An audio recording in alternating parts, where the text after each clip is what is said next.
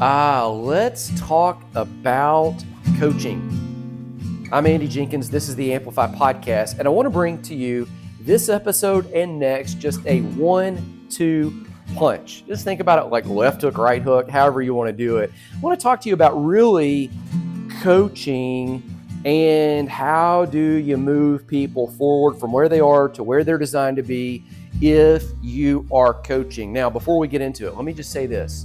Coaching is very different than just content delivery. You can deliver content in the form of a book. You can deliver the content in the form of a course. You can deliver the content in the form of a live workshop or a speaking opportunity. When you coach, there's a different dynamic of relationship that occurs between the person that you're leading and you. They get access, there's accountability, there's interaction, there's somehow this almost customization of the application of your framework to their unique situation. And I want you to grab that. Two elements right there. Customization and application of your framework. So you're going to kind of customize it, but it's still on your framework. And you're going to help them apply it in ways that you can't help them apply it if it's a course. Now, there's some training that we've done here. If you'll just boom back up about 6 episodes, we got a whole series on how do you create a framework. Okay, when you coach, you're coaching the framework, but they have access to you. And so you're bringing on this application, helping them in their unique context get results based on that framework. Let me tell you what you're going to hear today so that you can listen to it, because it's kind of counterintuitive. I've got a friend, I'll give you an example. His name's, I'm just going to call him out. He's in fact, I'll put a link down in the show notes to his stuff so that if you want to follow along and buy his book and follow the course and all that kind of stuff, you can do it. His name's Rob. He teaches people how to flip houses along with some mindset training. And he told me one day, he said, man, I find myself getting caught in the same conversation over and over, and then it gets exhausting. And he's not complaining in the sense of like he didn't want to teach it. He says, man, I just don't feel like the third person that hears it is getting the same intensity that the first person who heard it got. And I told him, I said, it's because you've not taken time to articulate the objective, repeating conversations and concrete answers that are going to happen over and over and over and over. And so this is why we're teaching people how to coach. We teach them, articulate the framework, put it in the form of a book and a course, deliver that, and then help them apply that subjectively to their unique experience. And as the coach, you want to give them the objective data, the stuff that's true for everyone. Let them go through that before you meet. And then when you meet, oh man, you have all of your time focused on their specific challenges.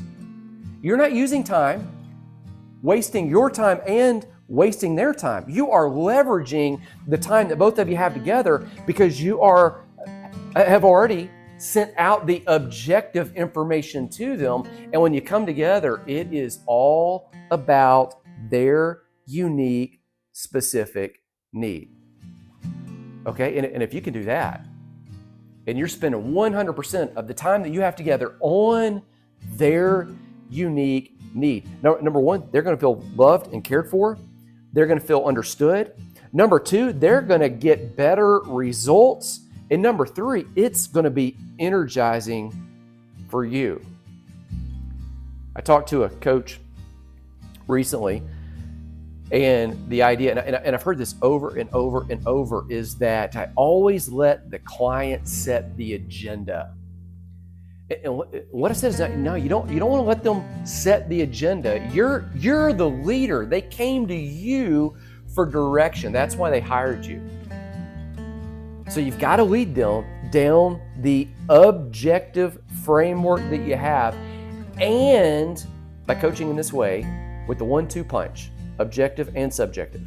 And they can set the agenda in the guardrails of how you're leading them, where you're taking them, of the outcomes that you two have already together determined. Okay, you got it? Take a look at the show notes, got some stuff down there for you, and then roll right into it.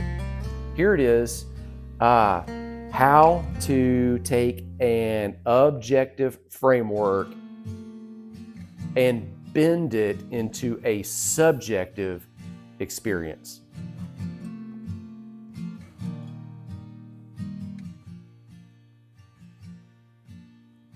How to coach so your clients get results. How to coach so that your clients make progress. This is a 5-point path that will help you lead people through your framework. So that is going to be the essential element right there, a 5-point path to lead people through your framework. If you don't have the framework, you got to go back and create the framework. So I think by now you're starting to see how each of these modules and training resources begin to fit together. So you got to have the framework, how to coach clients to get results. So 5-point path to lead people through a framework in a way that matters to them. So that's essential so that they make progress and work with you longer term. All of those elements are essential. So before you begin this training, important disclaimer. In order to get the most out of this module, you need to create a framework that walks people through your content. So here are my suggestions. Cue the drum roll. Number 1, review the 4 things you need to create a framework module, and then review the how to get paid for what you know module. All of these are going to work together. So little disclaimer right there. Here are the 5 steps that we're going to review in this training. Number 1, we're going to dig down to your client's deepest desires. Number 2, we're going to define what the ultimate destination looks like for them. Number 3, we're going to draft a roadmap with doable segments. Now, just so you know, this is not a different roadmap than your framework. We're going to personalize some elements to them. Number 4, do the daily tasks. Number 5, dot to dot to dot to dot to dot to dot to dot to dot. That could go on indefinitely. Let's start working through those 5. Number 1, dig down to your client's deepest desires. So you need to take time and excavate what's there. This may even reveal whether or not they're even a good fit for you and you are a good fit for them. This is going to include the expectations and dreams they have. If everything worked perfectly for everything that we're about to outline. Now, here's what I mean. Even if you're coaching people about business, or you're coaching them about writing, or you're talking to them about homeschooling, or you're helping them walk through church work, or you're empowering them to run a nonprofit, or anything else, you have got to make sure that what they want in the area that you coach fits in with all of these other areas. So we refer to these in other training before. Fitness, finance, family, factory or field, whatever they do for their career, for their work, whatever they create every day, their faith life, their friend relationships, what they do for fun or hobbies.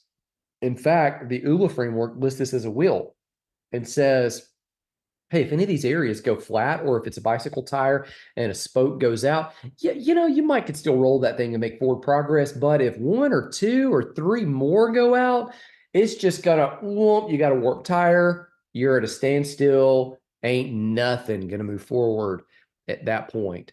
And so, regardless of what you're coaching people upon, regardless of what your framework is about, you need to take time and excavate what's there. And it's got to include what would it look like if everything worked out perfectly for all those areas. Now, you and I know that everything in life doesn't work out perfectly. We don't always get what we want in every area. However, it's still, you've still got to figure out, okay, what do they want in these areas? Because it's going to limit their progress in the area that you coach. if what you coach is out of alignment with the other areas, no matter how much they say that they want it. So no matter how much they say that they want to, what I mean, come up with whatever it is. If it's out of alignment, it's it's just not going to work. And so it's going to frustrate you as the coach. It's going to frustrate them because they're not going to make progress, because each area of life affects other areas of life. It either helps it or it hinders it. It's certainly not a neutral. And so you got to figure out what they want in all these areas and make sure that, and you can do this quickly, but you got to make sure there's alignment there in the area that you're coaching. Here's the pro tip. Most people have never considered each of these, and they tend to live by default rather than crafting a life by design. All of their goals, including the goals you are coaching them on, must fit into a life that works and take each of these areas into account, or it will not work long term. They'll get a short-term win, and then they'll get frustrated. They'll make some progress, and then all of a sudden they're boomeranging backwards. And so you got to make sure there is a fit. By the way, if your client doesn't think through each of these concepts, they will likely, here are three kind of just red alerts. They will, alert number one, they could get swept into someone else's vision for their life, as these other areas intrude.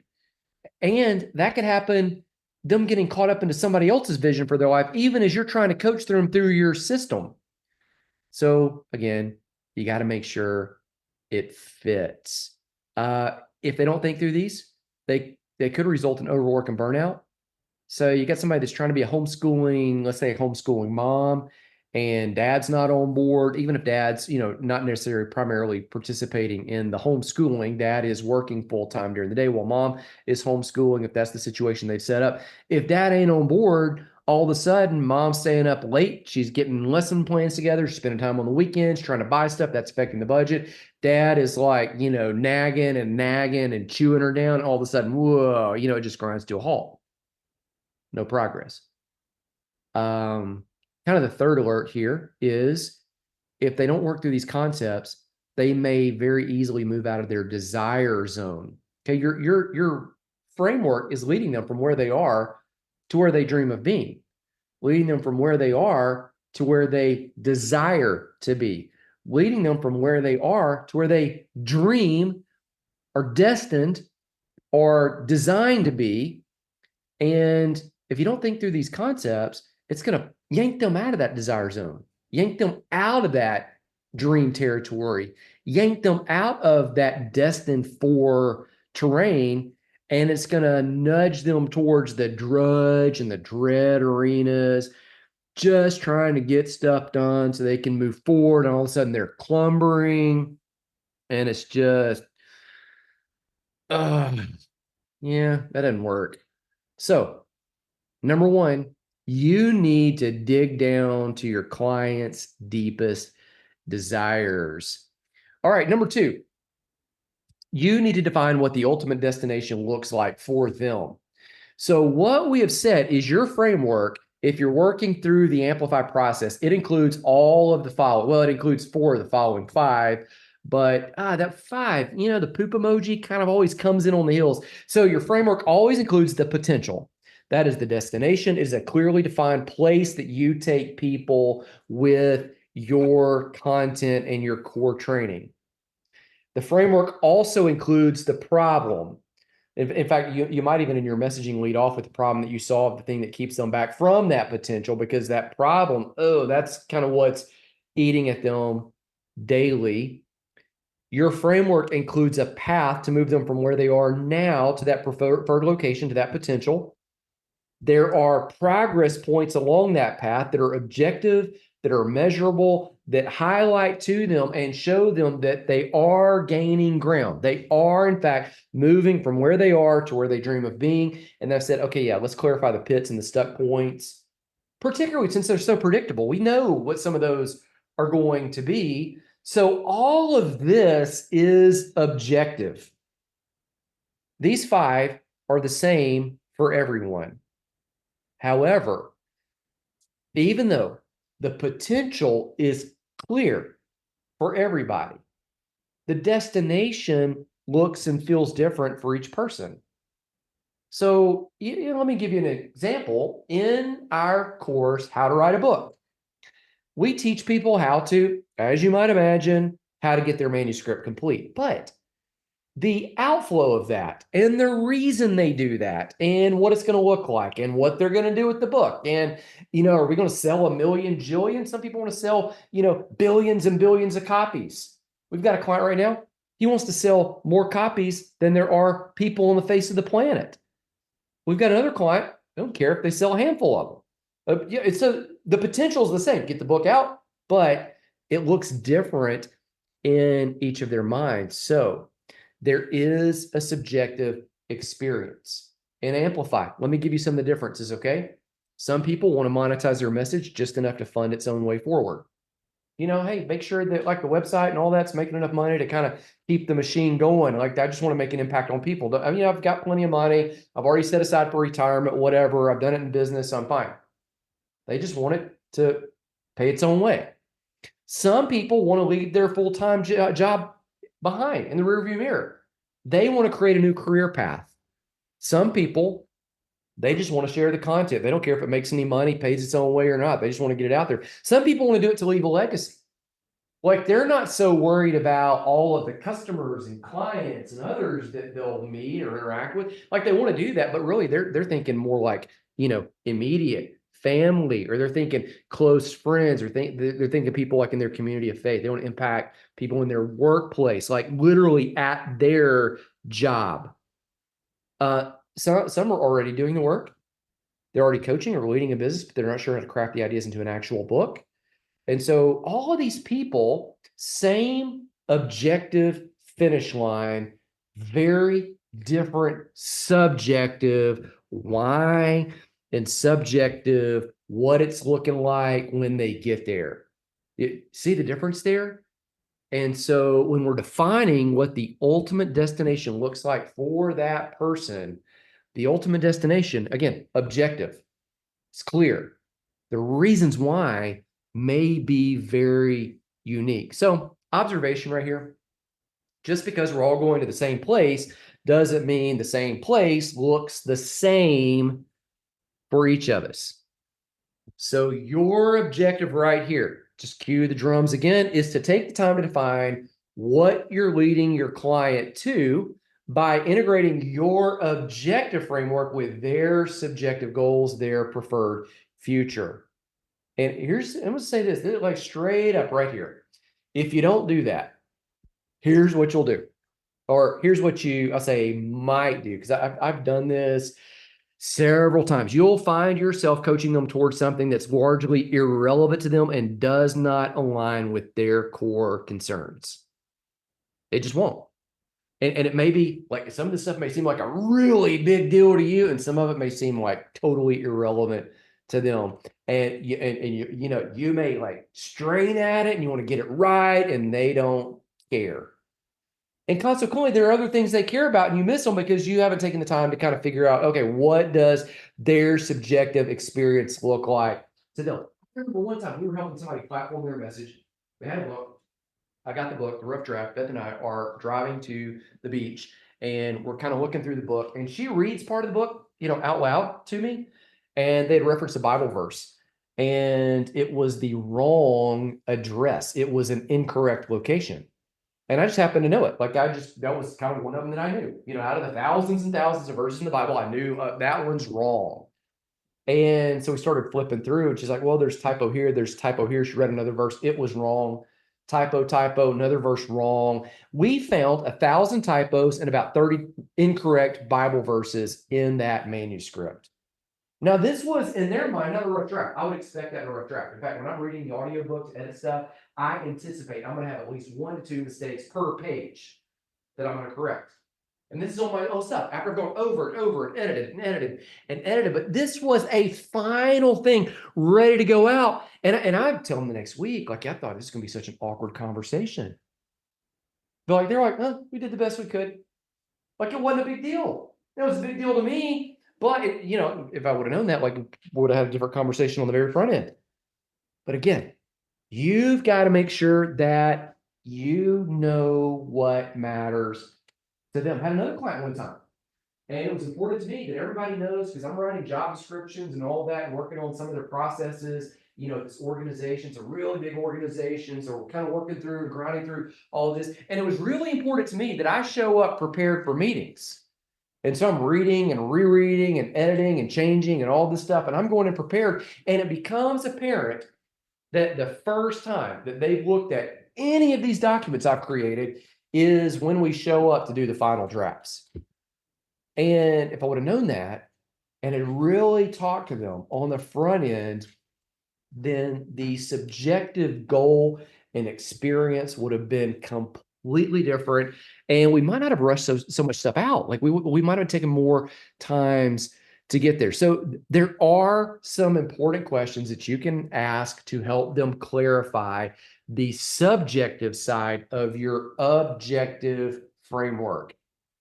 You can just ask. And these are all open-ended. So it's not multiple choice or not yes or no. Like, you need to ask these, and then you need to just stop talking and let them keep on talking. And then when they get quiet, it's almost like you need to not respond, so that there's a long, awkward 1 to 2 seconds of silence, and then they fill it up with more talking, because generally right there, they'll go even deeper and tell you what's going on. So here are questions. Hey, yeah, so tell me what you want. Yeah, no, I didn't rephrase that like a question, but that's the question. Or what does it look like? Like, what's your perfect world when all this happens? And then you just kind of describe, you overcome the problem, we reach that potential. Like, describe what that looks like and how you feel when we get there. Here's another question. Man, that sounds great. Why do you want to achieve this? Like, what is the driving factor that makes this thing important to you? Okay, and then just pause and just hear them out. And when they finish talking, don't say anything, pause, let them keep talking. And when they finish, just shake your head until they start talking again. And you will get some deep answers about what does the ultimate destination look like for them. And that is going to empower you to coach them. Here's the deal. Clarity drives acceleration. When something's clear, you can do it quicker, whatever the clear is. And what's going to happen is sometimes they're going to talk about things that they've never actually even said out loud anywhere. But you're hearing it, and as you repeat it back to them, okay, so what I'm hearing you say is, okay, and it's going to make them make progress in the right way that fits for them much clearer. Some of this will even tell you if it's a good fit or not. In most cases, it's going to be, but it will let you have some heart-to-hearts about what matters to them. Now, as you move forward, we want to make sure that we're working on the 7 areas that we talked about in the previous point. Okay, that these goals have to fit into all of life, or else it's going to derail and all of that. So we got to make sure it fits in with fitness and finance. It's got to fit in with family stuff. It's got to fit in with the factory, the work, the faith, friends, fun, because any goal that you follow and that it's got to fit out, not only within what's going on in life now, but it has to fit in. Now think about this. And this is why you got to ask these subjective questions. Any goal that your client or you do has to fit in with your lifespan and their lifespan. And that's not just, new doom and gloom. Oh, this person might, I don't know if they can, do this investment strategy that I'm teaching, because, their life expectancy is only 10 more years or whatever. Like, no, it also includes the season of life they're in. So it's going to be a lot harder. Let's just think about this, to train for a triathlon, if that's what you're teaching people to do, an Ironman, just making up something off the top of my head. That's the first thing that came to mind. It's going to be a lot harder to train somebody how to do that if they are in their early 20s and have small kids in the house, toddlers, than if they are in their mid 40s and their kids are all older. It just is. Like, they got a lot of babysitting time. They got a lot of parenting hours that occupy those training times. So any goal, it's got to fit in, and this is all part of the subjective experience of the objective thing, which goes kind of back to, all right, if you're leading them to a goal and they haven't figured out how does this fit in and complement or enhance all the other areas of life, like, man, it's gonna at some point it's gonna get some tension somewhere. So you need to get that tension out on the front. It's got to fit in with their lifespan and their season of life. It's got to fit in with other current obligations they have. It's got to fit in with other client goals they have and other non-negotiables that are in other areas of life. Let me give you an example on that. We were teaching people years ago how to build a successful home-based business. And I noticed this at some of the training events that would have people that kept no-showing. Like they would say, oh, yeah, I want to do this. I want to build this. I want to build this home-based business and get this side hustle going and make an extra, in that world of $1,500, $2,000, $2,500 a month, hitting a certain business rank would have provided that for them, kind of a residual type of income they wanted to hit. And then they keep not showing up to training events. They keep not showing up to workshops and conventions, even though there was kind of a clear line that would indicate that if you show up to these things, you tend to accelerate and grow in that industry. Well, come to find out, like they're always missing because they've got kids' sports and they've got other activities on the weekends that in their mind, and you could rank these as a business builder that's successful in it and go, well, they shouldn't be doing that. Like this is more important. But no, it's got to fit in with their non-negotiables. It's got to fit in with their important areas of life. And so again, what we're saying is in these first 2 points is you've got to really come beside them as you're going to coach them. If you're going to help them succeed in this long time, you've got to dig down to their deepest desires, not just in your area, but in the other areas they're going to affect this. And then you got to define, what does that ultimate destination of your objective framework, what does it look like for them? What does the subjective experience of hitting the milestone at the end and walking in their full potential look like?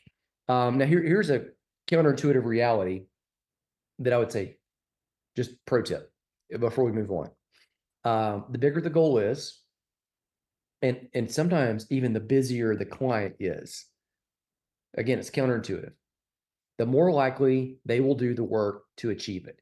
If it's big, the goal demands their attention and it requires focus. So don't settle here. Don't like dumb this down to, oh, you're really busy. It looks like you got a lot going on. You'll never get this done.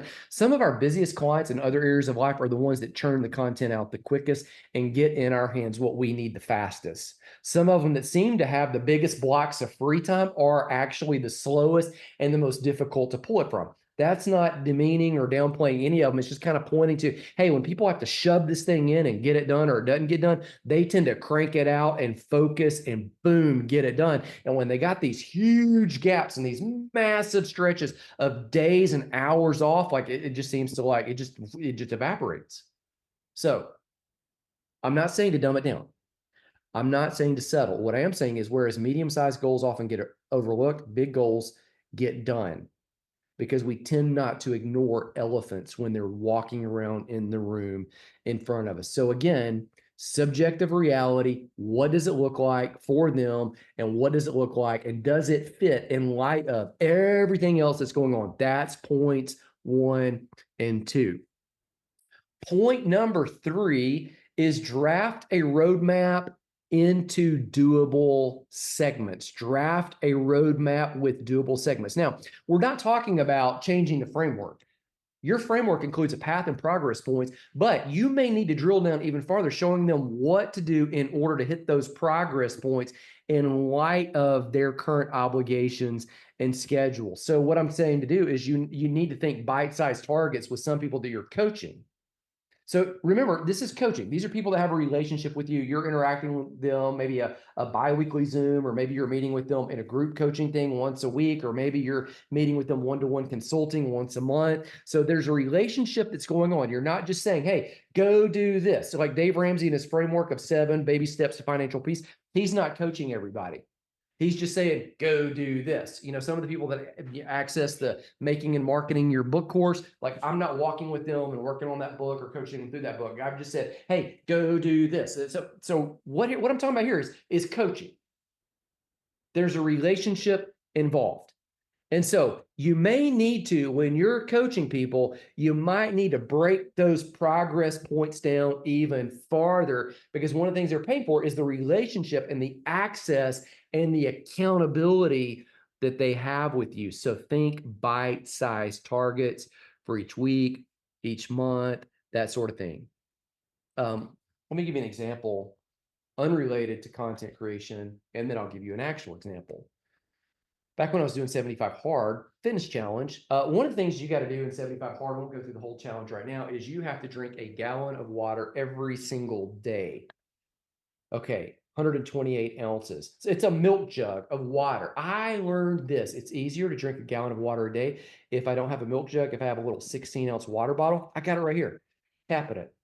And I make sure to drink it at several intervals. So 8 of these. I had rubber bands, 8 rubber bands, and I would just move them down as I drink it, boom, drink it, boom, drink it, boom. And I knew, like, hey, after I work out in the morning, drink one, take a shower, drink another, mid-morning, drink one, right before lunch, drink one, after lunch, drink another. That's 5. I knew supper was good for one, and then after supper, I'd want another. Like, I just knew, kind of break it down throughout the day. You might have to figure out a break it down for your client. So, I got a client right now that's working on a book, and he's working on a course at the same time. The course is going to be about the book, so it makes sense. Hey, let's just do them at the same time while you're walking through it. And I mean, literally, we've broken it down. I said, hey, by this time in 2 weeks, when we meet again, here's what I need from you. I need the full chapter on this done, and I need to see the main points so that you know what the main points are going to be, so that you can go record this.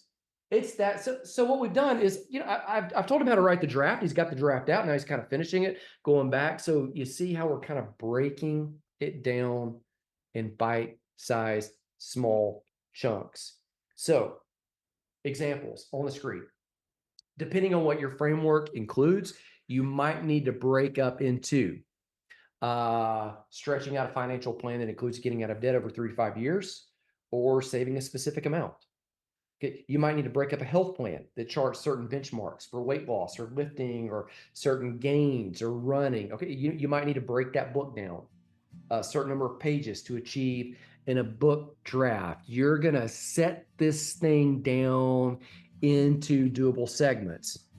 Remember this, your framework is objective, but everybody that comes to it encounters that framework from a different place in light of their past experience, in light of their present obligations, in light of their future goals and dreams, and what that looks like subjectively for them when they arrive. So what you don't want to do is you don't want to change the measures. You don't want to make the goal post move. You don't want to do this. We talk about a lot about DEI, diversity, equity, inclusion. Like you don't want to, and so often they say it's like kind of dumbing it down. You don't want to do that. You don't want to make the path different. You don't want to, oh, here's your special thing, but you do emphatically want to adjust the pace. Some people can move faster on certain areas. Some people, it takes them longer in certain areas. You want to adjust the pace, and you want to highlight their next best steps. In other words, you need to show them in very detailed terms how they can move from where they are to where you've shown them they desire to be. They already desire to be there. You've kind of shown them how you can make it, and you need to make it personal for them. So personalize your framework at this point, sketching in the unique details they need in order to make it work for them. That is part of the coaching process. They are paying not just for the content that comes in a course. They are paying for the coaching and the relationship and the accountability and the access that comes with you, literally walking them step by step by step through this thing. All right?